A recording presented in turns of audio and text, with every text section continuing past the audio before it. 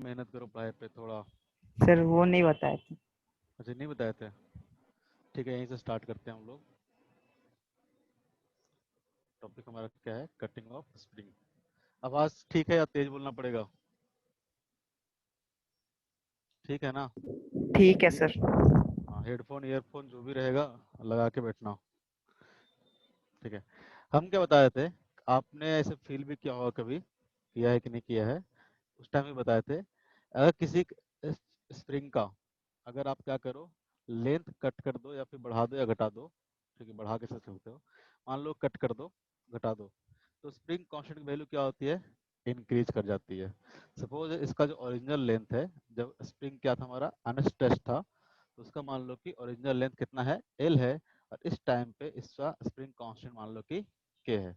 अब इस स्प्रिंग को हमने दो पार्ट में कट कर दिया, ठीक है, एक मान लो कि ए स्प्रिंग हो गया, दूसरा मान लो कि ए स्प्रिंग हो गया।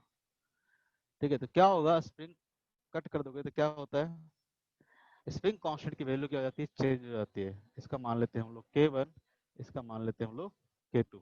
सपोज इसका लेंथ है L1, इसका लेंथ है कितना, L2। L1 प्लस L2 कितना हो जाएगा, L के बराबर। L1 प्लस L2 उसी स्प्रिंग को कट किया है ना, L के बराबर रहेगा।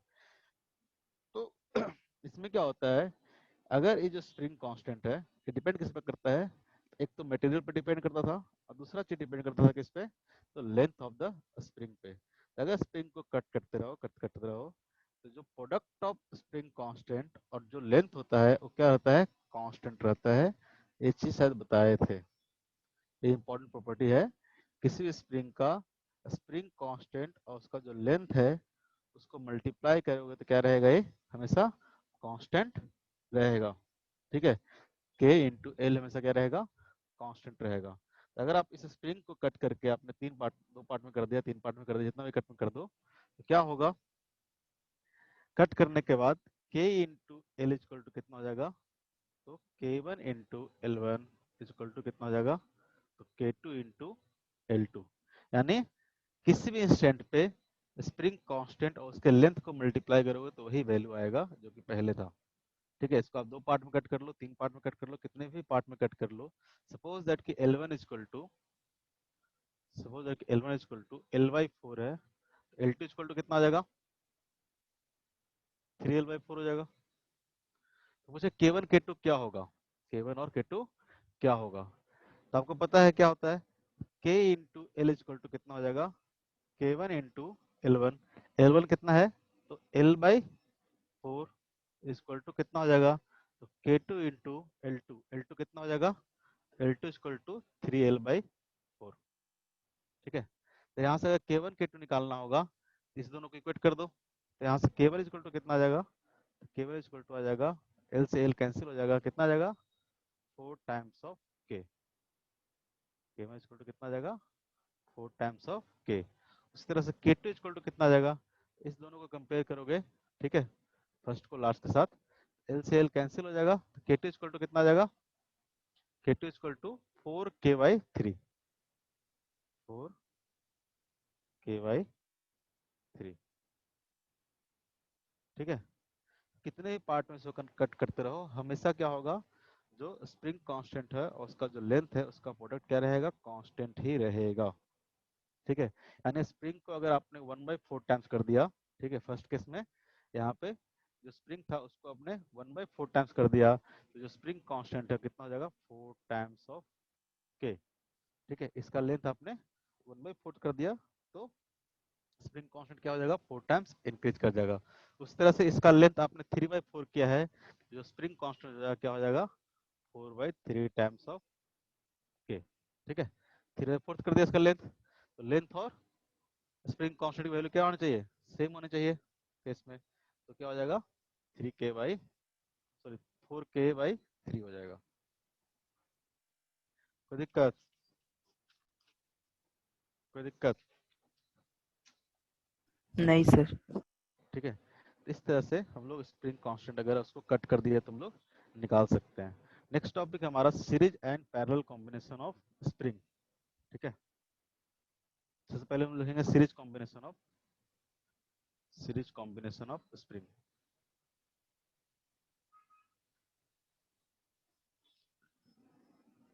जहाँ भी समझ में नहीं आएगा बोलते चलोगे बाद में, और जाके एक बार पढ़ा करो चीज़ों को।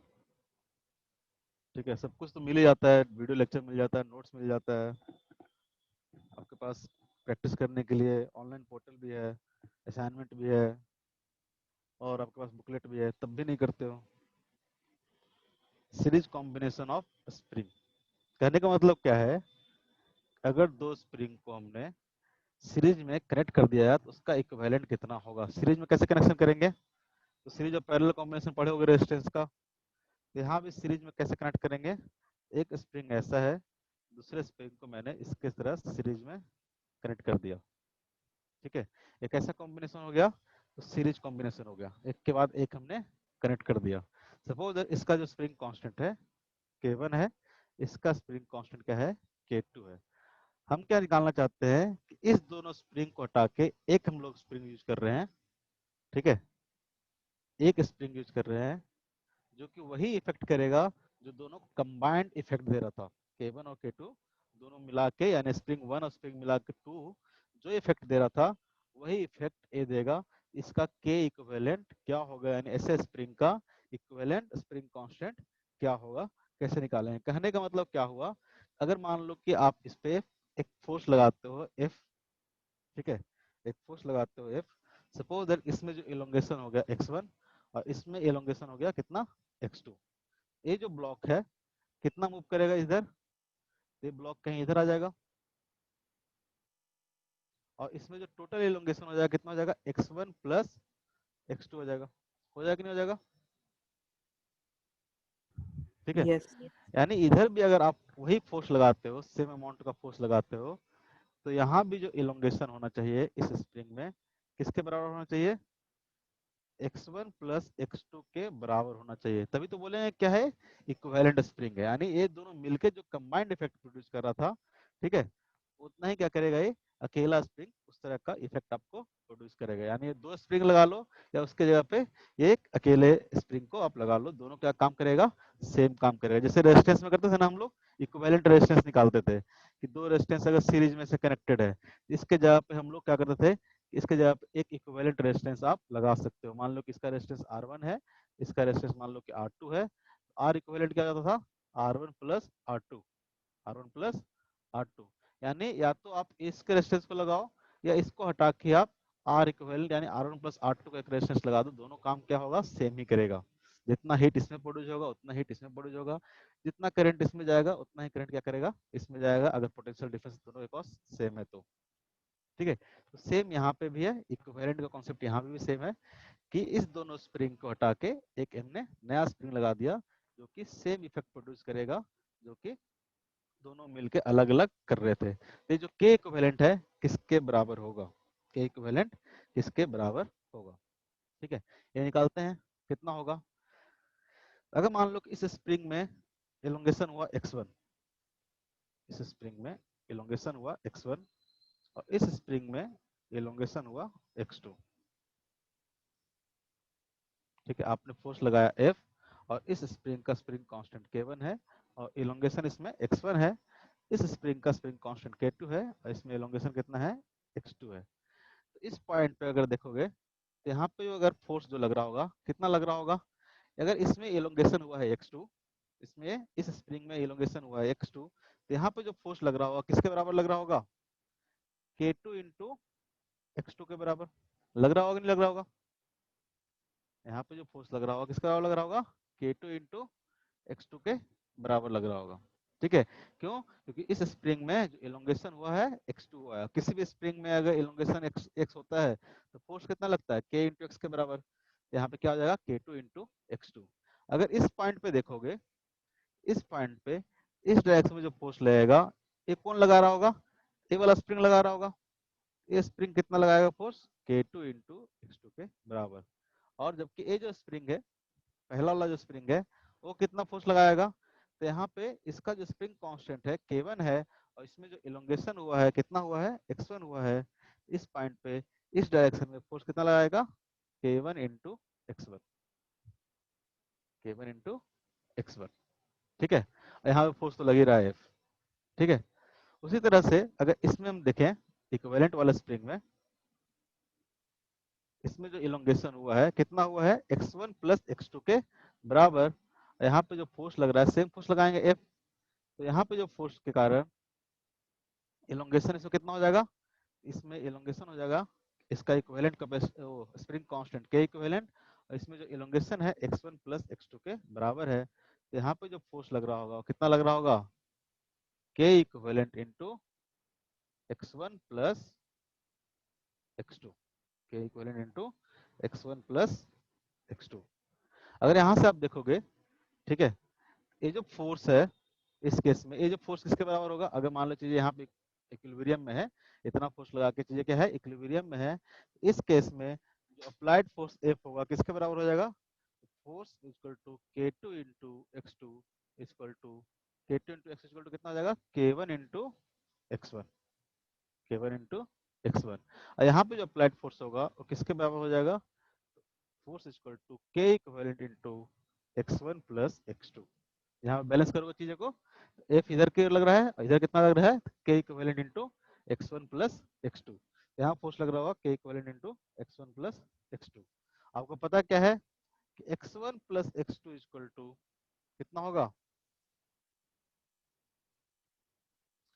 x equal to x1 plus x2। यानी यहाँ पे इसमें मान लेते हैं टोटल इलोंगेशन कितना है, x है, ठीक है, इसमें टोटल इलोंगेशन कितना है, x है, तो कितना हो जाएगा ये x equal to x1 plus x2, ठीक है। इसको हम लोग ऐसे भी लिख सकते थे k इक्विवेलेंट इंटू x, ठीक है, k इक्विवेलेंट इंटू x।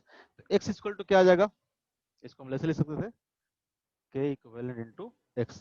तो यहाँ से अगर x देखोगे तो x इक्वल टू कितना आ जाएगा, तो यहाँ से x इक्वल टू आ जाएगा force divide by k equivalent, force divide by के इक्विवेलेंट। उस तरह से x1 देखोगे तो x1 इक्वल टू कितना आ जाएगा, x1 इक्वल टू आ जाएगा फोर्स डिवाइड बाई k1, ठीक है, और x2 इक्वल टू कितना आ जाएगा, x2 इक्वल टू आ जाएगा फोर्स डिवाइड बाई k2। एक एक अगर कैंसिल कर देते हो तो 1 upon k equivalent equal to कितना आ जाएगा, तो 1 upon k1 plus 1 upon k2। यानी अगर आप सीरीज कॉम्बिनेशन करते हो स्प्रिंग का, ठीक है, स्प्रिंग का अगर सीरीज कॉम्बिनेशन करते हो तो जो इक्विवेलेंट इसका स्प्रिंग कांस्टेंट आएगा कैसा आएगा, 1 upon K equivalent equal to 1 upon k1 plus 1 upon k2, जहाँ पे के इक्विवेलेंट क्या है, तो इक्विवेलेंट स्प्रिंग कांस्टेंट है, इक्विवेलेंट स्प्रिंग कांस्टेंट, ठीक है। बताओ तो कैसा है, ऐसा कहीं पे देखे हो क्या, ऐसा कहीं पे देखे हो, जब यस रेजिस्टेंस सर। का पैरेलल रेजिस्टेंस। कॉम्बिनेशन करते थे तो कैसा आता था, R equivalent equal to 1 upon R equivalent equal to 1 upon R1 plus 1 upon R2। ये कैसा हो जाएगा, तो इसको आप याद रखोगे like parallel combination, like parallel combination of resistance. याद करने के लिए, जो स्प्रिंग का जो सीरीज कॉम्बिनेशन होता है, स्प्रिंग का जो सीरीज कॉम्बिनेशन होता है वो कैसा होता है, like parallel combination of resistance,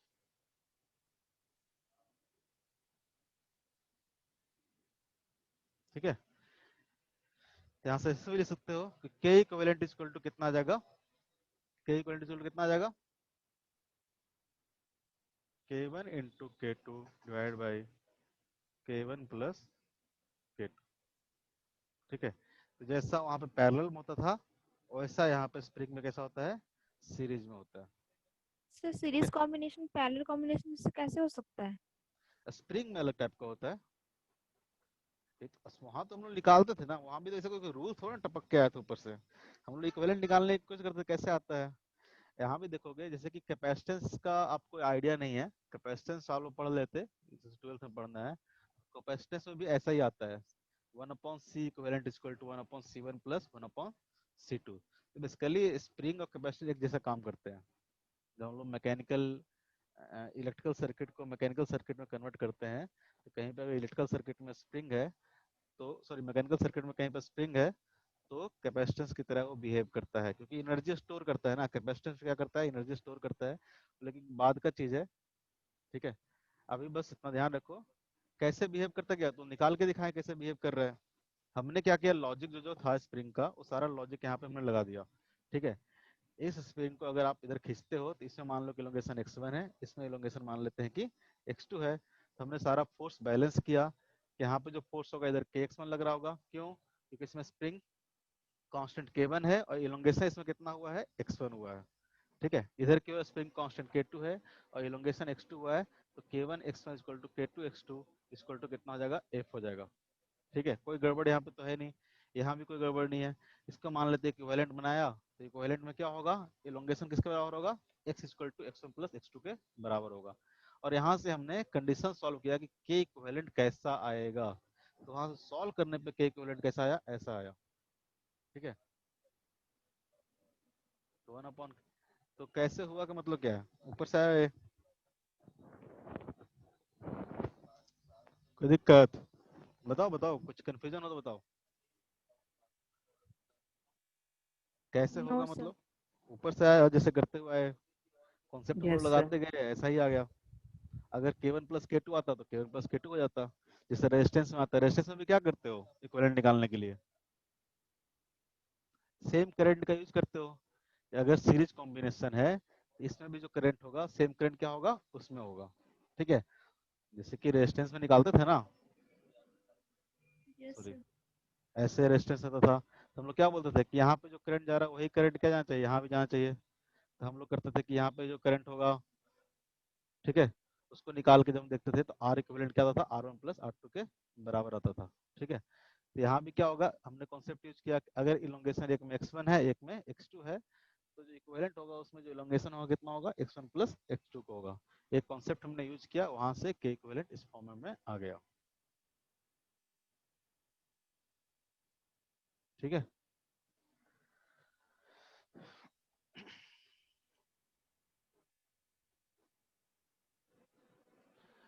तो कोई है दिक्कत बताओ। मान लो कि एक स्प्रिंग है, ठीक है, एग्जांपल देते हैं, एक मान लेते हैं कि स्प्रिंग है जिसका स्प्रिंग कांस्टेंट k दे रखा है और लेंथ दे रखा है l। अब क्या कर रहे हैं, इस स्प्रिंग को दो इक्वल पार्ट में कट कर दे रहे हैं। ठीक है, दो इक्वल पार्ट में कट करके उस स्प्रिंग को मैंने इस तरह से जोड़ दिया। ठीक है, ये हमारा हो गया k1, ये हमारा हो गया k2। ठीक है, अब बताओ इसका k इक्विवेलेंट क्या होगा। हमने क्या किया, इसका जो लेंथ है, ये लेंथ कितना हो गया l/2, और क्या हो गया इसका लेंथ कितना हो गया l/2। हमने क्या किया, इस स्प्रिंग को मिडल से कट कर दिया और कट करके दोनों स्प्रिंग को हमने इस तरह से जोड़ दिया। तो बताओ तो k इक्विवेलेंट कितना आएगा।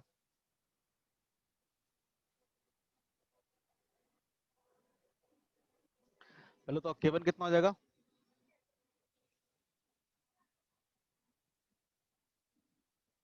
अरे बोलो ना जी, कहाँ मतलब शर्माते हो बोलने में, या फिर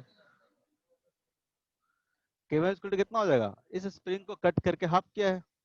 ठीक है, इसका लेंथ क्या किया आपने, हाफ किया है, तो ये स्प्रिंग कांस्टेंट कितना हो जाएगा, 2 इंटू के बराबर हो जाएगा। उस तरह से ये स्प्रिंग कितना हो जाएगा, k2 equal to again 2k के बराबर हो जाएगा, क्योंकि इसका लेंथ हाफ हो गया तो स्प्रिंग कांस्टेंट क्या हो जाएगा, डबल हो जाएगा।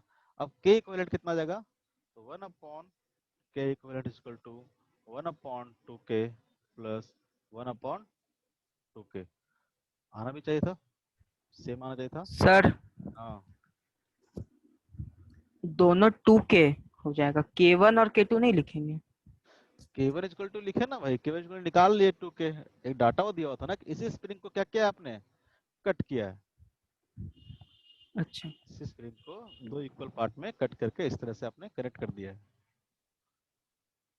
ठीक है, यहाँ से आ गया क्या, k equivalent equal to k आ गया।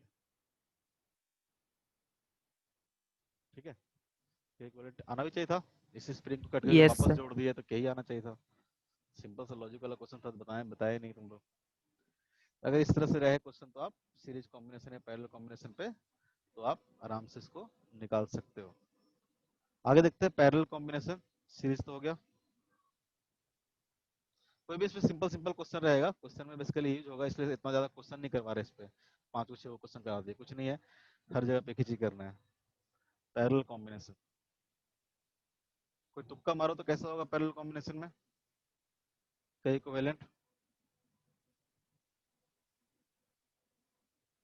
1 by sir series resistance of series में जैसे निकालते थे शायद वैसा, उसका पैरेलल उल्टा। कॉम्बिनेशन क्या होगा, इस तरह के मान लो कि कोई स्प्रिंग है, 1 by ठीक है, 2 स्प्रिंग है, कोई लगता है कि के इक्विवेलेंट K1 प्लस K2 के बराबर आना चाहिए, तुक्कों को मारने के लिए जान जाओ, थोड़ा सीख लो, काम आता है एग्जाम में।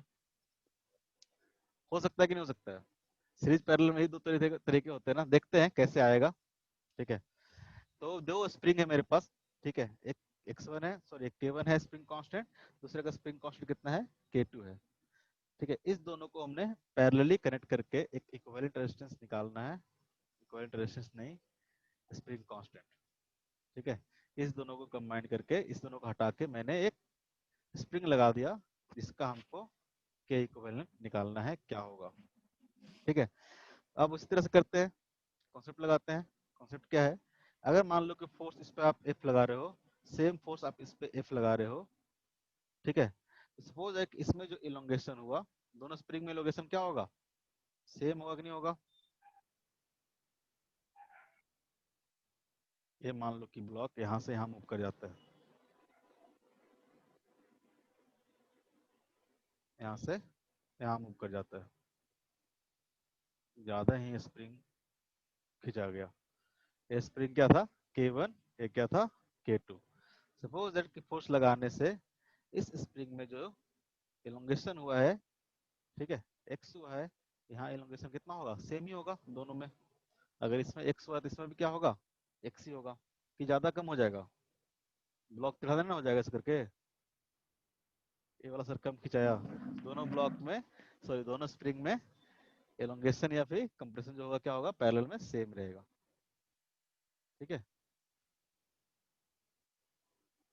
तो मान लेते हैं यहाँ पे आपने फोर्स लगाया F, और इस स्प्रिंग में जो एलोंगेशन आया वो किसके बराबर आया, x के बराबर आया। तो इक्विवेलेंट वाले में क्या होगा, इक्विवेलेंट वाले में भी अगर आपने फोर्स लगाया है F, ठीक है, अगर आपने फोर्स लगाया है F, तो यहाँ भी जो इलोंगेशन है किसके बराबर होना चाहिए, यहाँ भी जो इलोंगेशन है किसके बराबर होना चाहिए, यहाँ भी इलोंगेशन x के बराबर होना चाहिए, तभी सेम इफेक्ट आएगा ना। अगर मान लो कि पूरा बॉक्स के अंदर हो, ये पूरा चीज बॉक्स के अंदर हो, ठीक है, आपने फोर्स लगाया, आपको अंदर नहीं पता है कि एक स्प्रिंग है कि दो स्प्रिंग है, ठीक है, आपने फोर्स लगाया और कितना इलोंगेट किया, मान लो कि 5 सेंटीमीटर किया। इस केस में मान लो कि यहाँ पे ब्लॉक है, ठीक है, ब्लॉक के अंदर रखा हुआ है, इसको खींच किया तो ये भी क्या होना चाहिए, 5 सेंटीमीटर आना चाहिए, तभी तो आपको पता चलेगा कि अंदर वाला स्प्रिंग क्या है, सेम है, तभी पता चलेगा। दोनों में केस में इलोंगेशन क्या आएगा, सेम आएगा, तो पता चलेगा कि क्या है, स्प्रिंग क्या है, सेम है। इस दोनों को हटा के एक सिंगल स्प्रिंग यूज करना है, तो इसका के इक्विवेलेंट कैसे हम लोग निकालेंगे, ठीक है।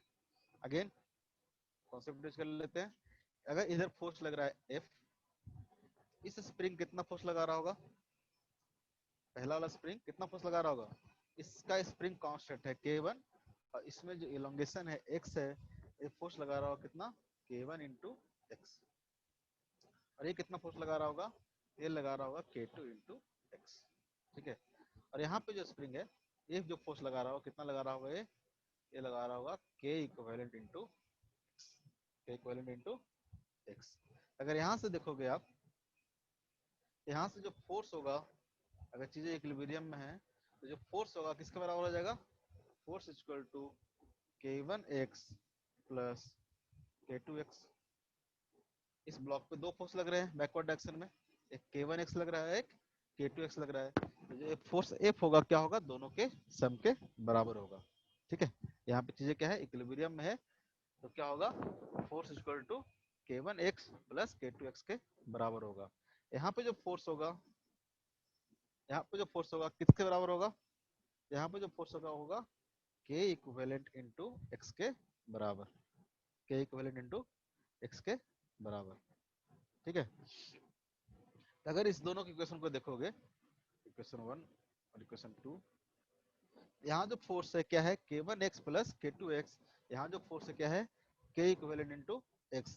अगर फोर्स इक्वल टू हम पुट कर देते हैं, फोर्स इक्वल टू पुट करते हैं k equivalent into x equal to क्या आ जाएगा, k1 into x plus k2 into x। यहाँ से जो k इक्विवेलेंट आएगा, x x क्या हो जाएगा, कैंसिल हो जाएगा। यहाँ से जो k इक्विवेलेंट आएगा, k इक्विवेलेंट इक्वल टू कितना आ जाएगा, तो k1 plus k2, k equivalent equal to simply k1 plus k2 के बराबर आ जाएगा। यानी अगर पैरेलल कॉम्बिनेशन करते हैं हम लोग दो स्प्रिंग का, तो कैसा बिहेव करेगा, k इक्विवेलेंट क्या है, इक्विवेलेंट स्प्रिंग कांस्टेंट है, इक्विवेलेंट स्प्रिंग कांस्टेंट। ठीक है, ये कैसा बिहेव करेगा, ये बिहेव कैसे करेगा, तो सीरीज कॉम्बिनेशन ऑफ रेजिस्टेंस, जैसा सीरीज वाला करता है, लाइक सीरीज कॉम्बिनेशन ऑफ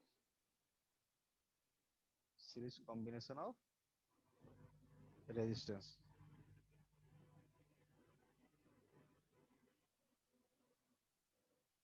ठीक है, अगर आपने स्प्रिंग को पैरेलली कनेक्ट किया है तो इसका जो इक्विवेलेंट होगा वो क्या होगा, k1 प्लस k2 होगा। अगर सीरीज में कनेक्ट कर रखा है तो क्या आएगा, k1 k2 divide by k1 plus k2। बस उल्टा करना है, आपको याद रखना है, रेजिस्टेंस के उल्टा।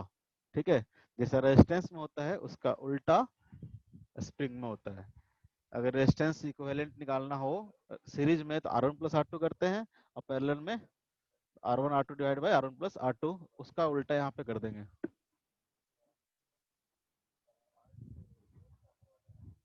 यही बात करेगा सर, चला जाओ तो।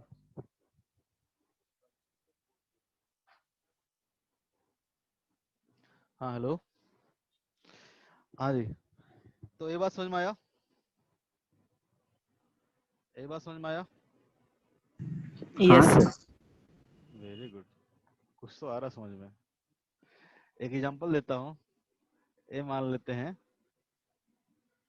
एक स्प्रिंग है, ठीक है, इसका स्प्रिंग कांस्टेंट के, इसका लेंथ दे रखा है L। ठीक है, इस स्प्रिंग को क्या कर रहा हूँ मैं, 3 पार्ट में कट कर रहा हूँ। इस स्प्रिंग को मैं 3 पार्ट में कट करके वापस इसको कनेक्ट कर रहा हूँ। देखना कैसे कर रहा हूँ।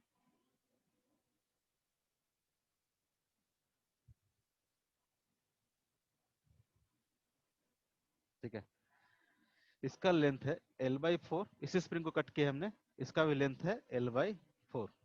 ठीक है, और जो तीसरा स्प्रिंग है उसका लेंथ कितना हो जाएगा, L/2। ठीक है, उसका स्प्रिंग कितना हो गया, L/2। हमने क्या किया, इसको 3 पार्ट में कनेक्ट किया, L/4 प्लस L/2, सबका सम करोगे तो L आ जाएगा, L/4 plus L/5, L/2 plus L/2 L हो जाएगा। ठीक है, इस तरह से इस स्प्रिंग को मैंने 3 पार्ट में कट करके इसको इस तरह से कनेक्ट कर दिया है। तो आपको K इक्विवेलेंट निकालना है, इसका K इक्विवेलेंट क्या होगा, इस पूरे कॉम्बिनेशन का, इस तीनों स्प्रिंग का K इक्विवेलेंट क्या होगा, बताओ तो।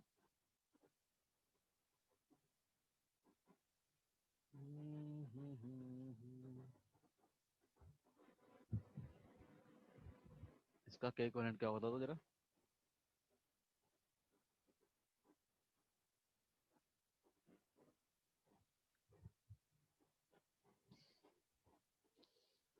बताओ बताओ, ट्राई भी किया करो। सर टाइम तो दीजिए थोड़ा। टाइम ही तो नहीं है,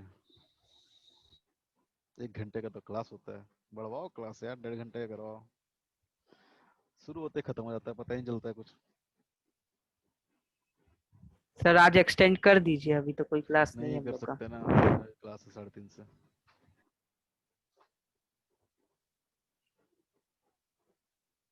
तुम लोग का नहीं होता तो बाकी लोग का तो होता है ना।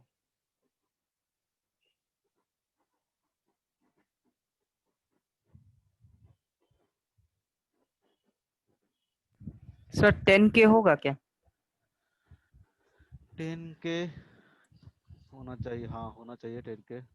4 4 8 2 10, हाँ वेरी गुड, 10K ही होगा। कैसे निकाले, देखो इसका अगर लेंथ आपने L/4 कर दिया, इसका जो स्प्रिंग कांस्टेंट हो जाएगा कितना हो जाएगा, 4 टाइम्स हो जाएगा ना, 4K। ये कितना हो जाएगा 4K के बराबर। सेम यहाँ पे भी ये कितना हो जाएगा 4K के बराबर, और इसका स्प्रिंग कांस्टेंट कितना हो जाएगा, तो 2K के बराबर। ठीक है, अब ये दोनों कैसा कॉम्बिनेशन है, ये दोनों कॉम्बिनेशन है पैरेलल कॉम्बिनेशन। ठीक है, ये पूरा देखोगे ये दोनों पूरा क्या है, पैरेलल कॉम्बिनेशन है। ठीक है, तो पैरेलल कॉम्बिनेशन में अगर के इक्विवेलेंट निकालेंगे तो क्या आ जाएगा, दोनों का क्या करेंगे हम लोग, पैरेलल में K1 प्लस K2 के बराबर हो जाता है। इस दोनों स्प्रिंग को हटा के आप एक स्प्रिंग लगा सकते हो। ठीक है, इसका इक्विवेलेंट कितना आ जाएगा, तो 4K प्लस 4K यानी कितना आ जाएगा 8K के बराबर। ठीक है, और उसके नीचे एक और स्प्रिंग लगा हुआ है। ठीक है, इसके साथ एक मास भी लगा हुआ है। इसमें इसका जो स्प्रिंग कांस्टेंट होगा कितना होगा, 2K होगा। अब ये दोनों जो स्प्रिंग हो गया, ये कैसा कॉम्बिनेशन हो गया, ये दोनों हो गया सीरीज कॉम्बिनेशन। ये कैसा हो गया, सीरीज कॉम्बिनेशन। ठीक है, इस दोनों का जो के इक्विवेलेंट आएगा, के इक्विवेलेंट कितना आएगा, तो गलत बताया जी, गलत बता दिए। हाँ सर। ये दोनों का सीरीज कॉम्बिनेशन करेंगे तो कितना आ जाएगा, 8K multiply by 2K divide by 10, तो कितना आ जाएगा 1.6K। ठीक है, इसका जो पूरे सिस्टम का जो के इक्विवेलेंट आएगा कितने के बराबर आएगा, 1.6K ना कि 10। क्या गलती किया जाएगा गधा, तीनों को पैरेलल में निकाल दिए, सीरीज में तीनों निकाल दिए। पैरेलल में है क्या, सर गलती से, मतलब गलती से तीनों को मिस्टेक ही हो गया, 4K+4K+2K लिख दिए थे गलती से। गलती से मिस्टेक करता है? नहीं करना है ना गलती से मिस्टेक। इस तरह के कोई भी कॉम्बिनेशन आएंगे, ठीक है, कई बार रहता है, तो आप इस तरह से क्वेश्चन को आप प्रोसीड कर सकते हो, सॉल्व कर सकते हो। आपको बस सीरीज और पैरेलल कॉम्बिनेशन निकालते जाना है, जैसे रेजिस्टेंस में करते थे ना। अगर मान लो कॉम्प्लिकेटेड सर्किट दे दिया, कैसा भी कॉम्प्लिकेटेड सर्किट दे दिया, अगर आपको निकालना है तो आप उसमें आइडेंटिफाई करते रहोगे कौन सीरीज कॉम्बिनेशन है, कोई पैरेलल कॉम्बिनेशन है। ठीक है, जैसे रेजिस्टेंस में करते हैं उस तरह से स्प्रिंग में कर देते हैं, कोई दिक्कत नहीं होता। ठीक है, बस सीरीज वालों को आपको सीरीज की तरह ऐड करते जाना है और पैरेलल वाले को पैरेलल की तरह ऐड करते जाना है। ठीक है, अब इसमें एक इम्पॉर्टेंट चीज बताता हूँ। ठीक है, मान लो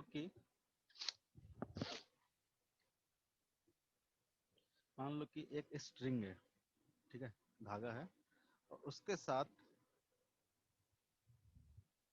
चाहे ऐसे ले लेते हैं, स्ट्रिंग है, इसके साथ एक ब्लॉक कनेक्टेड है, उसके साथ एक स्प्रिंग है, और उसके साथ एक ब्लॉक कनेक्टेड है, इस तरह से।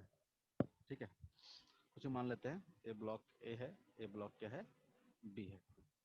ठीक है, अब मैं क्या करता हूँ, जैसे इक्विलिब्रियम कंडीशन होगा, इक्विलिब्रियम कंडीशन पे क्या होगा, तो ये स्ट्रिंग इस तरह से टाइट होगा, उसके नीचे ये स्प्रिंग क्या होगा, थोड़ा सा एलोंगेट होकर इस तरह से इक्विलिब्रियम कंडीशन पे रहेगा। ए ब्लॉक बी, इसमें टेंशन होगा टी, और इसमें जो फोर्स होगा वो किसके बराबर होगा, इस पॉइंट पे जो फोर्स लग रहा होगा नीचे की ओर क्या लग रहा होगा, के एक्स, और यहाँ पे क्या लग रहा होगा ऊपर की ओर के एक्स, और नीचे की ओर क्या लग रहा होगा एम जी के बराबर, इसका मास अगर एम है तो। ठीक है, अगर इसका भी मास दे रखा है, इसका भी मास का नीचे की ओर एक फोर्स लगेगा एम जी के बराबर। ठीक है, वो सब एबीडी में देखेंगे, वो सब कंसेप्ट पर नहीं हमारा, सिर्फ अभी स्प्रिंग फोर्स के बारे में देखते हैं और टेंशन के बारे में देखते हैं, एमजी वाला हटा देते हैं। ठीक है, सिर्फ अभी हम लोग स्प्रिंग फोर्स के बारे में देख रहे हैं और टेंशन फोर्स के बारे में देख रहे हैं, क्योंकि स्ट्रिंग भी पढ़ चुके हैं हम लोग, स्प्रिंग भी पढ़ चुके हैं हम लोग। अगर मान लो कि अब क्या कर रहा हूं मैं, फर्स्ट कंडीशन में एक टाइम पे मैं इस स्ट्रिंग को कट कर दे रहा हूँ। ठीक है, और सेकंड केस में क्या कर रहा हूँ, ठीक है, ये हमारा केस क्या हो गया, फर्स्ट हो गया, जब हम क्या कर रहे हैं स्ट्रिंग को कट कर रहे हैं, और इसी में बनाता हूं मैं वापस डायग्राम नहीं बनाऊंगा। सेकंड केस में मैं क्या करूंगा, स्प्रिंग को कट करूंगा। क्या डिफरेंस आएगा, अगर मान लो कि स्ट्रिंग को यहां से कट कर रहे हो फर्स्ट केस में, ठीक है, आपने क्या किया, स्ट्रिंग को आपने क्या किया, स्ट्रिंग को कट किया। स्ट्रिंग को कट करने से क्या होगा, स्ट्रिंग को कट करने से क्या होगा,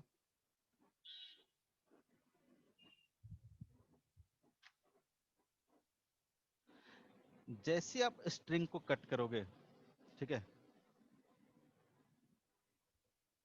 जैसे आप स्ट्रिंग को कट करोगे केस 1 में, ठीक है, कटिंग स्ट्रिंग,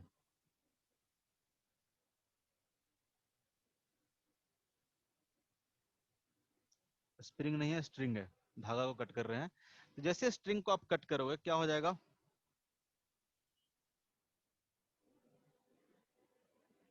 ये धागा ऐसा हो गया, ये धागा ऐसा हो गया, यहाँ से ब्लॉक लगा हुआ था और यहाँ से एक स्प्रिंग लगा हुआ था, ठीक है।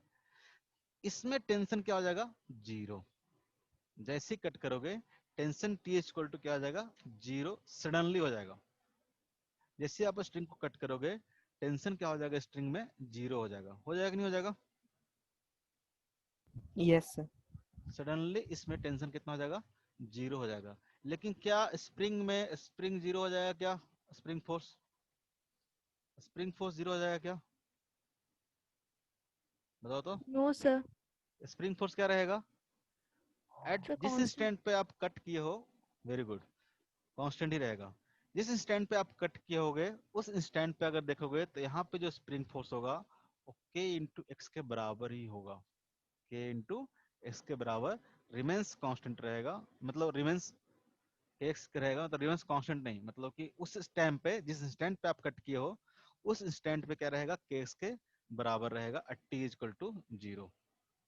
t इक्वल टू जीरो पे ये क्या हो जाएगा, k एक्स के बराबर ही रहेगा। धीरे धीरे क्या होगा, अपना जो भी होगा घटेगा बढ़ेगा, घटेगा बेसिकली, क्योंकि कंप्रेशन क्या होगा, धीरे धीरे कम होगा, क्योंकि इधर की ओर कोई फोर्स इसको होल्ड करने वाला नहीं है, तो केक्स क्या करेगा, इसको ब्लॉक को पीछे की ओर, नीचे की ओर खींचेगा, तो खींचेगा तो इलोंगेशन कंप्रेशन जो भी होगा कम होते जाएगा, तो फोर्स भी कम होगा।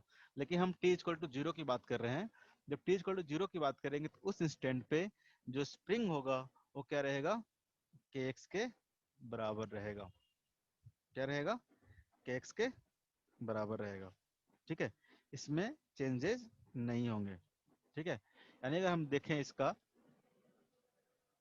एफबीडी, थोड़ा बहुत आइडिया है ना, एफबीडी मतलब क्या होता है, free body yes diagram. Free sir. Body diagram क्या होता है, थोड़ा सा बताए थे हम लोग स्टार्टिंग में। एफबीडी क्या होता है, तो एक ब्लॉक पे लगने वाले सारे फोर्सेस हम लोग एरो दिखाते हैं, डाल के इंडिकेट करते हैं। Very good. अगर इस ब्लॉक का एफबीडी बनाओगे तो ऊपर की ओर जो टेंशन लग रहा होगा, टेंशन टी इक्वल टू क्या हो जाएगा, जीरो हो जाएगा, जबकि जो नीचे की ओर जो फोर्स लग रहा होगा वो क्या लग रहा होगा, के एक्स के बराबर ही लग रहा होगा, नीचे की ओर जो फोर्स लग रहा होगा के एक्स के बराबर लग रहा होगा। एमजी लग रहा होगा, एमजी को भी हम लोग दिखा नहीं रहे हैं, बस स्ट्रिंग और स्प्रिंग के फोर्स हम लोग दिखा रहे हैं। एमजी तो लगेगा ही हमेशा नीचे की ओर, अगर इसका मास है तो एमजी तो लगेगा ही, लिख देते हैं तो बोलेगा सर एमजी नहीं लगा है, ठीक है। इस स्टैंड पे एक और फोर्स क्या लग रहा होगा, एमजी नीचे की ओर लग रहा होगा, ठीक है। सेम उस तरह से जो नीचे वाला ब्लॉक है, ठीक है, नीचे वाला ब्लॉक पे क्या होगा, तो ऊपर की ओर क्या लगेगा, के एक्स, और नीचे की ओर क्या लगेगा, एमजी लगेगा, ठीक है। अब केस 2 में क्या करते हैं हम लोग, स्प्रिंग को कट करते हैं। सेकंड केस में हम लोग इस धागे को तो छोड़ देते हैं एज इट इज, अब क्या कर रहे हैं, इस स्प्रिंग को कहीं से बीच से हम लोग कट कर दे रहे हैं, ठीक है, कटिंग स्प्रिंग,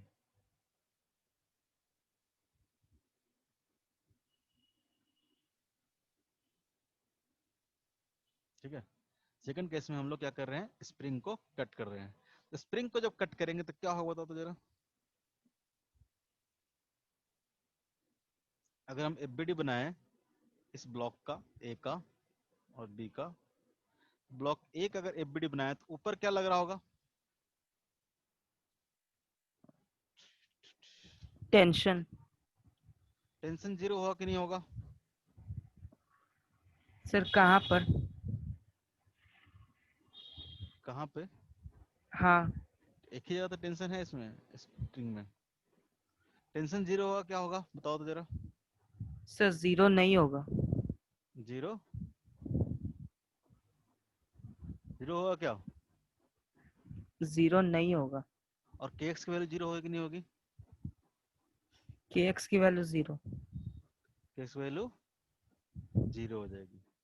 ठीक है, जैसे आप स्प्रिंग को कट कर देते हो, जैसे आप स्प्रिंग को कट देते हो, तो यहाँ पे टेंशन तो क्या होगा, टेंशन एक नए वैल्यू को अचीव कर जाएगा। ठीक है, टेंशन यहाँ से कुछ नया टी डैश हो जाएगा, क्योंकि यहाँ पे मास है ना, mg है। ठीक है, तो यहाँ पर देखोगे तो यहाँ पे नीचे की ओर जो फोर्स है, जो kx है, वो सडनली क्या हो जाएगा, 0 हो जाएगा। यहाँ पे जो kx है वो सडनली क्या हो जाएगा, 0 हो जाएगा।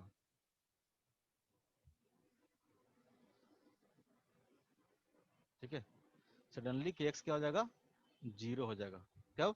जब t इक्वल टू 0 की बात कर रहे हैं। ठीक है, तो यहाँ पे kx कितना हो जाएगा, 0 हो जाएगा। और एक क्या होगा, एक फोर्स लगी रहा होगा mg का, और ऊपर एक लग रहा होगा टेंशन टी डैश। जो टेंशन टी डैश है यहाँ पे अगर देखोगे तो टी डैश इक्वल टू कितना हो जाएगा, mg के बराबर। टी डैश इक्वल टू कितना हो जाएगा, mg के बराबर। तो टेंशन क्या होगा, सडनली एक न्यू वैल्यू को अचीव कर लेगा, सडनली एक न्यू वैल्यू को बराबर हो जाएगा, जो कि टी डैश बोल रहे हैं। ठीक है, हमें जैसे स्प्रिंग को नीचे कट किए उसी इंस्टेंट पे टेंशन क्या हो जाएगा, उसमें चेंज हो जाएगा, स्ट्रिंग में एक नया वैल्यू आ जाएगा टेंशन का। ठीक है, जैसे यहाँ पे अगर देखते टेंशन, तो टेंशन क्या था, mg प्लस के एक्स के बराबर होगा, लेकिन यहाँ पे के एक्स क्या हो गया, 0 हो गया। तो टेंशन क्या होगा, सडनली mg के बराबर हो जाएगा। और नीचे वाला ब्लॉक पे देखोगे तो नीचे वाला ब्लॉक पे क्या होगा, तो ऊपर के एक्स क्या हो गया, ऊपर के एक्स 0 हो गया, और नीचे क्या लग रहा होगा, एक mg लग रहा होगा। नीचे क्या लग रहा होगा, एक mg लग रहा होगा। तो बेसिकली ये फ्री फॉल का केस हो जाएगा। ठीक है, फ्री फॉल का ये बेसिकली केस हो जाएगा। ये बात समझ में आ रही है, ये बात समझ में आ रही है? Yes sir. पक्का ना? इस तरह से अगर स्ट्रिंग को कट करते हैं या फिर स्प्रिंग को कट करते हैं, तो इस तरह से चीजें क्या होती है, चेंज होती है। एक एग्जांपल देता हूँ और, ठीक है, बस इसमें बताते जाना फटाफट, कुछ लिखेंगे नहीं, खुद से लिख के लाना। ऐसा करते हैं, पहले स्प्रिंग ले लेते हैं, फिर क्या करते हैं, स्ट्रिंग ले लेते हैं, और फिर ले लेते हैं स्प्रिंग ले लेते हैं। ठीक है, अब हम अलग अलग केस में पहले यहाँ पे कट कर रहा हूँ, पहले यहाँ पे कट कर रहा हूँ। यहाँ पे कट करूंगा तो क्या होगा, नीचे एक ब्लॉक ले लेते हैं, एक और। ठीक है, ए बी सी, ये दोनों स्प्रिंग है और ये क्या हमारा स्ट्रिंग है। जैसे इसको कट करोगे क्या होगा, जैसे इसे कट करोगे यहाँ पे तो केस वैल्यू क्या हो जाएगी, 0 हो जाएगी। बस यहाँ पे लिखते जाता हूँ, समझते जाना। ठीक है, टी इक्वल टू 0 पे क्या हो जाएगा, के एक्स की वैल्यू क्या हो जाएगी, 0 हो जाएगी। ठीक है, के एक्स वन लिख लेते हैं, के एक्स वन की वैल्यू क्या हो जाएगी, 0 हो जाएगी। लेकिन यहाँ जो के टू एक्स टू है, के टू एक्स टू क्या होगा, 0 होगा क्या, के टू एक्स टू वही वैल्यू रहेगा जो कि पहले था, के टू एक्स टू वही वैल्यू रहेगा जो कि पहले था। कोई दिक्कत? No sir. ठीक है, इस टेंशन में क्या होगा, जैसे ऊपर क्या होगा, के एक्स 0 हो गया, ये क्या करेगा, जी के साथ फॉल करने लगेगा। तो यहाँ पर जो टेंशन होगा क्या हो जाएगा, 0 हो जाएगा। यहाँ पर टेंशन क्या हो जाएगा, 0 हो जाएगा। ठीक है, कोई दिक्कत? जैसे इस स्प्रिंग को कट किए, यहाँ पे के एक्स वैल्यू 0 होगी, यहाँ पे के एक्स क्या आ रहा है, रिमेंस कांस्टेंट, या पे ऐसे लिख सकते हैं इसको, के टू एक्स टू क्या रहेगा, रिमेंस रहेगा। ठीक है, एज इट इज जैसा था उसी टाइम पे रहेगा, उस तरह से। ठीक है, अब मैं ब्लू कलर ले रहा हूँ, ब्लू कलर में मैं क्या कर रहा हूँ, इसको कट कर रहा हूँ, इस सबको छोड़ दे रहा हूँ, इसको क्या कर रहा हूँ, मैं कट कर रहा हूँ। इसको जब कट करूंगा तो क्या होगा, जैसे इसको कट करेंगे टेंशन क्या हो जाएगा, इसमें टेंशन क्या हो जाएगा, 0 हो जाएगा। और इसमें जो रहेगा, जो भी पहले था k1x1, वो k1x1 क्या रहेगा, इसमें एज इट इज रहेगा। और इसमें भी क्या रहेगा, k2x2 एज इट इज जो था, और रिमेंस उस तरह से ये रहेगा। रहेगा कि नहीं रहेगा, क्योंकि उस जब t इक्वल टू 0 पे सडनली स्प्रिंग की वैल्यू चेंज नहीं होगी, जब तक स्प्रिंग को ही कट नहीं कर दिया गया। ठीक है, अगर आप स्ट्रिंग को कट कर रहे हैं तो स्प्रिंग की वैल्यू कितनी रहेगी, स्प्रिंग फोर्स की वैल्यू कितनी रहेगी, K1 X1 के बराबर। नीचे में भी कितनी रहेगी, K2 X2 के बराबर। यहाँ पे टेंशन कितना हो जाएगा, 0 हो जाएगा। अब मैं पिंक वाला ले लेता हूँ। अब मान लो इसको कट कर रहे हो तो क्या होगा, इसको कट कर रहे हो तो क्या होगा बताओ। जैसे कट करोगे तो यहाँ पे जो वैल्यू है K2 X2 की वैल्यू कितनी हो जाएगी, K2 X2 की वैल्यू तो 0 हो जाएगी। आपने कट कर दिया, इसको कट कर दिया, K2 X2 की वैल्यू क्या हो जाएगी, 0 हो जाएगी। ये ब्लॉक अपना नीचे गिरने लगेगा। और यहाँ पे क्या हो जाएगा, तो यहाँ पे जो टेंशन है, ठीक है, एक क्या हो जाएगा, नया टेंशन को टी डैश हो जाएगा, एक नया टेंशन की वैल्यू आ जाएगी। यहाँ पे जो टेंशन है सडनली क्या होगा, एक न्यू वैल्यू को अचीव कर जाएगा नहीं कर जाएगा। अगर यहाँ पे एक कट कर दे तो ये ब्लॉक तो टंगा रहेगा, ये ब्लॉक तो क्या रहेगा, इस तरह से टंगा रहेगा।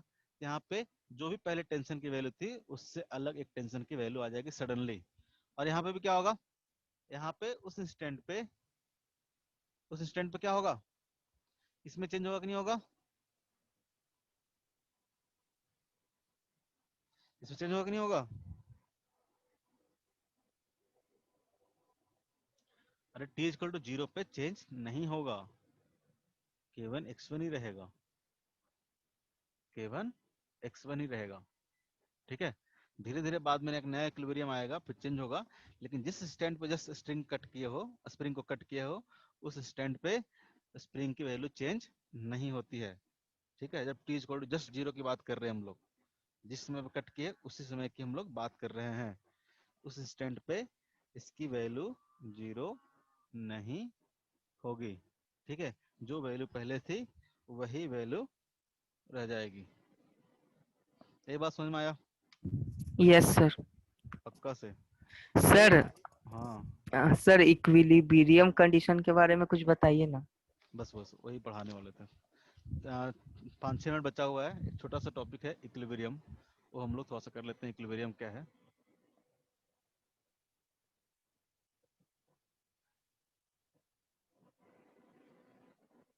ये आपको पूरा स्प्रिंग के बारे में सारे कॉन्सेप्ट मैंने पढ़ा दिए हैं। ठीक है यार, तुम लोग होमवर्क देते हैं तो करके नहीं आते हो, मेरे को सबसे ज्यादा दुख इसी बात का है। ठीक है, कि होमवर्क नहीं करके आते हो बिल्कुल भी। मैं देना सर, इसलिए, हाँ, डीपीपी में डाउट्स है, बता देंगे आज। आज नहीं, अलग से टाइम ले लेना। जैसे कि कभी भी ले लो, रात में ले लो टाइम, रात में भी पढ़ा सकते हैं यार, 8 बजे के बाद भी पढ़ा सकते हैं, कोई दिक्कत नहीं है। पढ़ने के लिए ठीक है रेडी रहो तो सर। पढ़ा देंगे यार, लेकिन पढ़ने के लिए रेडी तो रहो। जितने ठीक है, हम डाउट आपको आएंगे, कॉल कर लेंगे बाद में। हाँ, जिसको भी रहेगा, मान लो कि 2-3 बच्चे को है तो बताओ करो, रात में ले ले एक क्लास डॉट के लिए जो भी रहेगा। ऑनलाइन ही है, क्या करना है घर पे, हम भी बैठे रहते खाना ना खा के, तुम यस भी सर। बैठे रहते होगे, रात में बता दिया करो, ले लिया करेंगे। लेकिन जो होमवर्क है ना, कम से कम भी टारगेट रख रखो कि फिजिक्स में एटलीस्ट, इंजीनियरिंग के हैं तो 30-30 क्वेश्चन तो करो, फिजिक्स मैथ्स में और केमिस्ट्री में 50, इतना तो करना ही पड़ेगा। बायोलॉजी वालों को ज़्यादा, 60-70 क्वेश्चन। इतना भी नहीं करोगे तो फिर एग्जाम में जिस दिन बैठते हो, मान लो कि एडवांस का पेपर है, चाहे मेंस का पेपर है, चाहे मेडिकल का पेपर है, 180 क्वेश्चन तो आपको 3 घंटा में करना होता है मेडिकल वालों को, एडवांस वालों को 75 क्वेश्चन करना होता है। आप प्रैक्टिस के टाइम पे पूरे दिन भर में 90 क्वेश्चन नहीं कर रहे हो तो 3 घंटे में 75 क्वेश्चन कैसे करोगे। कंपटीशन बहुत डिफिकल्ट है। अब कुछ नहीं करना तो अलग बात है, लेकिन कुछ करना है तो मेहनत करना पड़ेगा। और ऐसा नहीं कि बहुत टफ चीज है, अगर आप धीरे धीरे पढ़ते रहोगे, चीजों को समझ के जितना बोलते हैं उतना होमवर्क करते रहो, आपको 2-3 महीने में फायदा दिखेगा। हाँ, लेकिन कंडीशन है कि जितना पढ़ाते हैं उसको पढ़ो जाके घर पे, उससे रिलेटेड क्वेश्चन जो भी है उस पर करो, पूछो, तब जाके होगा। जितना होमवर्क है, जितना असाइनमेंट मिला हुआ, उस सारे के एक एक क्वेश्चन करो, तभी होगा कुछ। इक्विलिब्रियम क्या होता है, ठीक है, हम बहुत बार बोलते रहते हैं इक्विलिब्रियम इक्विलिब्रियम इक्विलिब्रियम में। इक्विलिब्रियम कुछ बड़ा चीज नहीं है। अगर मान लो कि किसी पार्टिकल पे कई फोर्स लग रहे हैं, ठीक है, एक से ज्यादा फोर्स लग रहे हैं, इधर F1 लग रहा है, इधर F2 लग रहा है, इधर F इधर F2 लग रहा है, इधर F3 लग रहा है, इस तरह से सो ऑन बहुत सारे फोर्स लग रहे हैं। ठीक है, मान लो कि 10,000 फोर्स लग रहा है। इक्विलिब्रियम क्या होता है, इक्विलिब्रियम होता है कि net force acting on a particle equal to zero.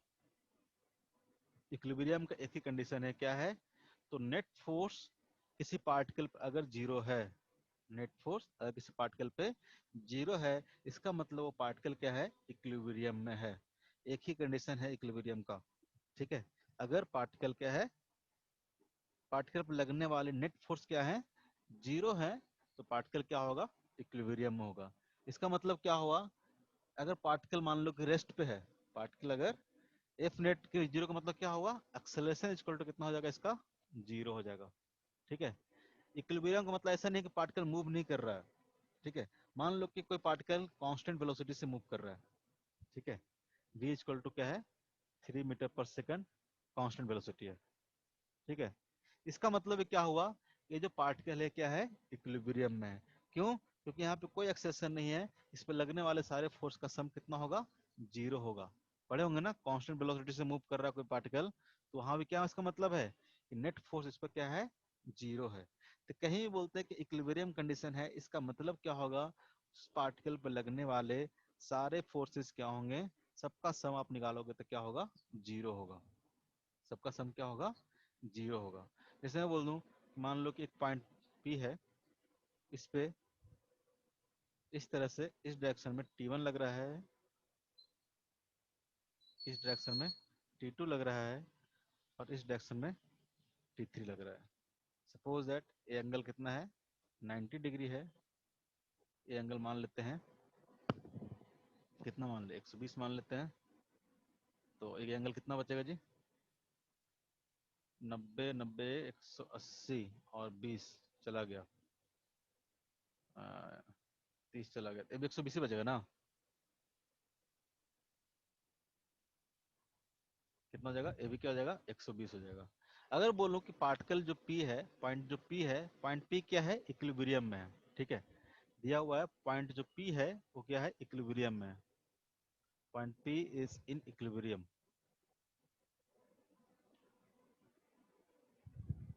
Point P is in equilibrium. इसका मतलब क्या होगा? इसका मतलब हुआ कि T1 वेक्टर सम, ऐसा नहीं डायरेक्ट सम कर दोगे, T1 plus T2 plus T3 सबका सम क्या होगा? जीरो होगा। सबका सम क्या होगा? जीरो होगा। यानी अगर पॉइंट P अगर रेस्ट में है तो रेस्ट में ही रहेगा। अगर ये पॉइंट P क्या कर रहा है, मान लो कांस्टेंट वेलोसिटी से मूव कर रहा था, तो कांस्टेंट वेलोसिटी से क्या करते रहेगा? ये मूव करते रहेगा। सर हाँ, उसको 150 कर दीजिए। 240 और 24, हाँ 150, वेरी गुड। ये तो देखने वाली बात है, जोड़ने वाली बात है, जोड़ लिया करो। गलती से मेरे से भी मिस्टेक हो गया, जैसे तुम करता है ना। क्या यस हो सर। जाएगा? इसका मतलब सिर्फ ये हुआ कि T1 plus T2 plus T3 equal to क्या हो गया? जीरो में हो गया। इसका मतलब हो गया यहाँ पे जो नेट फोर्स लग रहा है, नेट फोर्स क्या लग रहा है? जीरो लग रहा है। इसका मतलब अगर पॉइंट P कांस्टेंट वेलोसिटी से मूव कर रहा है, तो कांस्टेंट वेलोसिटी से क्या करते रहेगा? ये मूव करते रहेगा। अगर पार्टिकल P या पॉइंट P रेस्ट में है तो क्या रहेगा? रेस्ट में रहेगा। ऐसा नहीं है कि कोई पार्टिकल कांस्टेंट वेलोसिटी से मूव कर रहा है तो बोले इक्विलिब्रियम में नहीं है। बिल्कुल है, इक्विलिब्रियम में है, ठीक है। ऐसा नहीं, इक्विलिब्रियम का मतलब सिर्फ और सिर्फ रेस्ट होता है। इक्विलिब्रियम का मतलब क्या होता है? तो net force acting on A particle is zero, ठीक है। कोई भी पार्टिकल पर अगर दो से ज्यादा फोर्स लग रहे हैं तो सबका सम कितना होना चाहिए? जीरो के बराबर होना चाहिए। यहाँ पे कॉन्सेप्ट आता है लामिस थ्योरम का, ठीक है। ऐसे आप बताएंगे भी, नेक्स्ट क्लास में भी सब करेंगे डिस्कशन हम लोग इक्विलिब्रियम वाले पॉइंट्स का ही। मान लो अभी बस बताते हैं, इसका प्रूफ प्रूफ मत मांगना, जरूरत नहीं है। जो चीज जरूरत नहीं है उसका कोई मतलब नहीं है। मान लो एक पॉइंट P पे इस तरह से तीन फोर्स लग रहे हो, ठीक है। इस तरह से तीन फोर्स लग रहे हो, और ये एंगल मान लो कि आप अल्फा है, ये एंगल मान लो कि आप बीटा है, ये एंगल क्या है? गामा है, ठीक है। सॉल्व करने के लिए एक सिंपल सा है, दिखाएंगे नेक्स्ट क्लास में ही, बट अब याद रखना कि लामिस थ्योरम क्या बोलता है। लामिस थ्योरम बोलता है अगर पॉइंट P क्या है? इक्विलिब्रियम है। पहला कंडीशन क्या होगा लामिस थ्योरम अप्लाई करने के लिए? कि पॉइंट P क्या हो? इक्विलिब्रियम में। इक्विलिब्रियम करने का मतलब क्या होगा? F1 plus F2 plus F3 equal to क्या होगा? Zero. Sum of all the forces, कौन सा फोर्सेस, तो वेक्टर सम, ऐसा नहीं कि डायरेक्ट सम कर देंगे। अगर आपको दिया हुआ है कि F1 plus F2 plus F3 equal to 0, इसका मतलब क्या हुआ, एक कंडीशन अप्लाई कर रहा है कि पॉइंट P किस में है, तो point P is in equilibrium. ठीक है, तो अगर ऐसा होगा तो लामिस थ्योरम क्या बोलता है, लामिस थ्योरम बोलता है कि F1 बाई, इस पर डिटेल में कल से देखेंगे, F1 by sine alpha equal to, ये हो गया F1, F1 बाई इसके जो सामने का एंगल है, ठीक है, उसका sine, F1 by sine alpha equal to F2 by sine beta, F2 by sine beta, F2 क्या है, F2 है इसके सामने का एंगल जो है उसका sine, equal to F3 by sine beta. ये जो तीनों रेशियो होगा, सॉरी साइन गामा, F3 के सामने का जो एंगल है gamma, F3 by sign gamma, ये तीनों क्या होंगे, रेशियो क्या होंगे, इक्वल होंगे। देखेंगे आगे कल नेक्स्ट क्लास में कैसे कैसे होता है।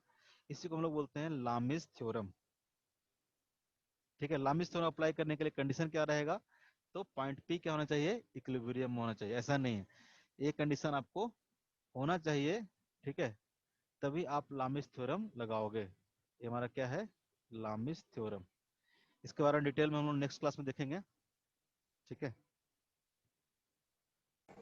अच्छा सर, कोई भी चीज इक्विलिब्रियम में है तो वो जो फोर्स है वो सब इक्वल होगा ना? फोर्स इक्वल नहीं होगा, ऐसा नहीं कि F1 इक्वल टू F2 होगा, कोई जरूरी है क्या, सबका सम जीरो होना चाहिए। जैसे कि मान लो इस पॉइंट पे इधर की ओर फोर्स लग रहा है 3 न्यूटन का, ठीक है, इधर की ओर फोर्स लग रहा है 4 न्यूटन का, ठीक है, और इस पे एक और फोर्स लग रहा है इधर की ओर 5 न्यूटन का, इधर की ओर 5 न्यूटन का। ये पॉइंट कैसा होगा, ये पॉइंट कैसा होगा, इक्विलिब्रियम होगा। क्यों, क्योंकि 3 न्यूटन और 4 न्यूटन कैसा पॉइंट है, जिसका इक्विवेलेंट देखोगे तो कितना आ जाएगा, 5 न्यूटन आएगा। इस दोनों का जो इक्विवेलेंट होगा वो कितना आएगा, 5 न्यूटन आएगा। इधर भी क्या लग रहा है, 5 न्यूटन का फोर्स लग रहा है, तो ये क्या हो गया, पॉइंट क्या हो गया, इक्विलिब्रियम में हो गया। यानी अगर इसको मान लो तो F1, इसको मान लो तो F2, इसको मान लो तो F3, इन तीनों फोर्स का सम कितना हो गया, जीरो हो गया। लेकिन कोई फोर्स इक्वल है क्या, ये 3 न्यूटन नहीं। है, ये 4 न्यूटन है, क्या है, 5 न्यूटन है। तो तीनों का सम इक्वल होना, सम इक्वल क्या होना चाहिए, जीरो के बराबर होना चाहिए। इसका मतलब ये नहीं होगा तीनों फोर्स बराबर होंगे, तीनों फोर्स पावर क्यों होंगे, रिजल्टेंट क्या होना चाहिए, vector sum of all the forces is equal to zero होना चाहिए। वेक्टर सम जानते हो ना, वेक्टर सम कैसे करते हैं, डायरेक्टली सम कर देते हैं क्या, नहीं सर, तो फिर ट्रायंगल रूल से। ट्रायंगल रूल से करते हैं। तो 3 न्यूटन और 4 न्यूटन का फोर्स अगर लग रहा है 90 डिग्री पे, तो ट्रायंगल ऑफ एडिशन ऐड करोगे तो इसका जो रिजल्टेंट आएगा क्या आएगा, इस डायरेक्शन में आएगा 5 न्यूटन का, उसके अपोजिट में एक फोर्स लग रहा हुआ 5 न्यूटन का। ठीक है, तब ये कंडीशन क्या हो जाएगा, इक्विलिब्रियम का कंडीशन आ जाएगा। ठीक है, इस पे हम लोग इक्विलिब्रियम पे और भी बहुत सारा क्वेश्चंस करेंगे और बताएंगे। इक्विलिब्रियम में बताना तो कुछ नहीं है, बस बेसिकली इस पे अलग अलग टाइप के क्वेश्चंस करने हैं, कैसे होते हैं, इक्विलिब्रियम का क्वेश्चन ही करना है बेसिकली। उससे पहले हम लोग एफबीडी बनाएंगे सबका और फिर इक्विलिब्रियम क्वेश्चन करेंगे। एफबीडी बनाएंगे, इक्विलिब्रियम क्वेश्चन हम लोग करेंगे, एफबीडी और इक्विलिब्रियम दोनों साथ से चलेगा। ठीक है, तब हम लोग फिर पढ़ेंगे Newton first law, second law, third law क्या बोलता है। ठीक है, उसके बाद हम लोग कांस्टेंट रिलेशन पढ़ेंगे क्या होता है। उसके बाद न्यूटन लॉ ऑफ मोशन के जो टफ टफ क्वेश्चन होंगे वो करेंगे और फिर न्यूटन लॉ ऑफ मोशन खत्म हो जाएगा, फटाफट टॉपिक खत्म होगा। तो जितना जल्दी हो सकता है असाइनमेंट असाइनमेंट खत्म करके रखो,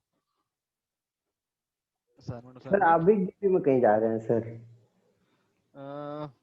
पता नहीं अभी तक, कोई नहीं रहेगा तो मैं यहाँ पे रह के क्या करूँगा,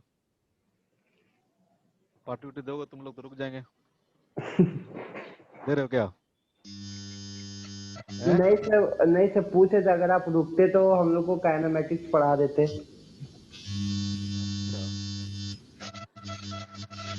अभी पढ़ लो काइनेमेटिक्स, बोल देना सर को। अच्छा, होमवर्क नोट करो, कहाँ तक होमवर्क किए हो, एनी आइडिया?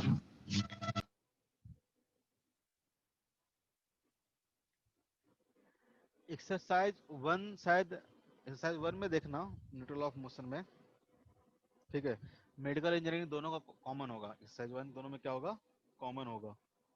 ठीक है, इसमें तो थियोरेटिकल क्वेश्चन है, थियोरेटिकल क्वेश्चन है, कोई मतलब नहीं है। कहाँ तक दिए थे इसमें होमवर्क आप लोग को, याद है कुछ?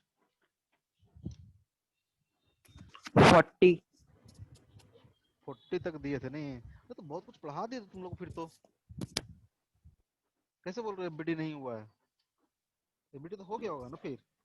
एफबीडी तो हो गया था, क्वेश्चंस बहुत कम करवाए थे नहीं, क्वेश्चन बहुत सारा करवाए थे एफबीडी पे। तो फिर किसको बोला तो समझ में नहीं आ रहा है। ठीक है, और भी क्वेश्चंस पे देखेंगे एफबीडी पे। मतलब अब तो एफबीडी चलेगा ही चलेगा, पूरे न्यूटन मोशन में एफबीडी चलेगा। ठीक है, तो आप एक्सरसाइज 1 में देखना, क्वेश्चन नंबर 41 से स्प्रिंग फोर्स पे क्वेश्चन बेस्ड है। प्रैक्टिस जरूर करना, हम ज्यादा क्वेश्चन नहीं करवा पाते हैं क्लास में, क्योंकि 1 घंटे का ही क्लास होता है। क्योंकि क्वेश्चन कराने लगेंगे तो 4-5 क्वेश्चन कराएंगे, पूरा क्लास निकल जाएगा। ठीक है, तो हमको पढ़ाना भी होता है, तो हम क्वेश्चन बहुत कम करा पाते हैं, 1 या 2 क्वेश्चन करा पाते हैं। तो आप लोग को अलग से जाकर मेहनत करना पड़ेगा, और अलग से हम क्वेश्चन देते नहीं है, सिर्फ बुकलेट का क्वेश्चन है, उसमें सारा कुछ दिया हुआ है, तो वहां से ट्राई कर सकते हो। ठीक है, जो नहीं होगा वो क्लास में हम लोग सॉल्व करेंगे। क्वेश्चन नंबर 41 से लेके 44 तक। ठीक है, 4 क्वेश्चन है जो स्प्रिंग फोर्स पे बेस्ड क्वेश्चन है। ठीक है, इसको आप करेंगे, इनको आप करेंगे। और इसके बाद आपको लामिस थ्योरम पे है questions, resultant force and equilibrium of force. ठीक है, इक्विलिब्रियम ऑफ फोर्स पे क्वेश्चंस है, उसमें से आप बस एक क्वेश्चन ट्राई करना 45। बाकी हम जब करवाएंगे तो मेरे को करवाने के बाद ही आपको हम लोग साथ में फिर करेंगे बाद में। ठीक है, तो क्वेश्चन नंबर 45 बहुत कम क्वेश्चन दिया हूँ, 5 क्वेश्चन दिया हूँ। और तुम लोग जैसे पढ़ते जा रहे हो ना, तो हम एक्सरसाइज 1 और 2 करवाएंगे पूरा, उसके बाद नहीं करवाएंगे। ठीक है, एक्सरसाइज 1 और 2 हम लोग होमवर्क देते रहेंगे, करवाते रहेंगे। एक्सरसाइज 3 एंड 4 आपके लिए बनाया हुआ है, उसमें से क्वेश्चन ढूंढ ढूंढ के आप करते रहो बैठ के। ठीक है, जो डाउट होगा वो पूछ लेना, जो नहीं पूछेगा उसको नहीं बताएंगे, जो करेगा नहीं उसको क्या करवाना, चाहे वो मेडिकल का हो चाहे इंजीनियरिंग का हो। एक्सरसाइज 1 और 2 जो है वो हम यहाँ क्लास में साथ में होमवर्क देते रहेंगे और करवाते रहेंगे, क्योंकि कॉन्सेप्ट बेसिक डेवलप करने के लिए वो सब चीज़ इंपॉर्टेंट है। बाकी जो एक्सरसाइज बचेंगे आप उसमें से क्वेश्चन ढूंढ ढूंढ के बनाते रहना, बोलोगे तो हम मार्क करा दिया करेंगे। ठीक है, सर कौन कौन सा क्वेश्चन बना सकते हैं, ऐसे भी ढूंढ के आप बना सकते हो। हम लास्ट में एकदम उठाएंगे, बोलेंगे कि एक्सरसाइज 3 का कोई डाउट है तो बताओ। ठीक है, तो अब जैसे टॉपिक स्टार्ट हो गया है, जेई मेंस के क्वेश्चंस होंगे, एडवांस के क्वेश्चंस होंगे, उनको उठा उठा के कोशिश करना करने का, नहीं तो हम मार्क करा दिया करेंगे नेक्स्ट क्लास से कौन कौन सा क्वेश्चन एक्सरसाइज 3 और एक्सरसाइज 4 में आप कर सकते हो।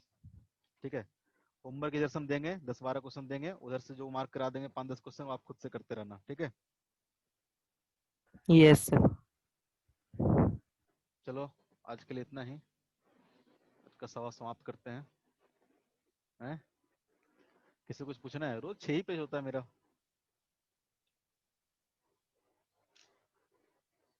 इतना कितना लेक्चर हो गया जी न्यूटन मोशन का?